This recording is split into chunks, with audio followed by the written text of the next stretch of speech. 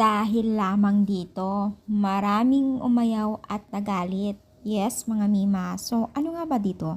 So, bago natin ipagpatuloy ang ating pag-start for today's video, kung bago ka pa lang sa aking channel, please subscribe, like, and pakit na rin po natin guys ang notification bell upang ma-update po tayo tuwing ako pinag-upload patungkol sa Team Kalingap. And please support po natin ang buong Team Kalingap, especially po kila Kalingap Rabat Kuya Bal. Alam niyo ba guys na marami pong tila dismayado daw sa nakita nila na suot ni Beyonce, no? Dahil lamang dito mga mima, grabe, ang dami na pong umaayaw o nagagalit na ko. Alalahanin natin, ang pananamit ay nasa tamang lugar. So, asaan ba si Beyonce that time?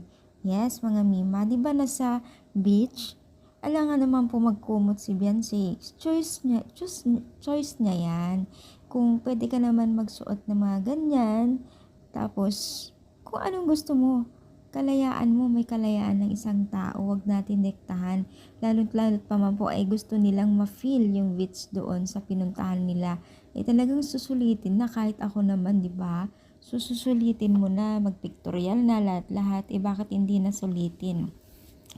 Ito yung mga taong walang magawa sa buhay kundi yung paninira o lahat na lang nakikita sa kapwa nila. So talagang minsan napapaisip na lang tayo kung may halo bang inggit mga to, kasi usually talaga na nagkokomento ng negative ay may mga inggit sa katawan, di ba? So hindi po natin alam pero bakit kaya ganito. So iwasan na lang po natin ang magsalita ng hindi maganda sa ating kapwa, lalo't pa man po kung hindi natin sila kilala, di ba?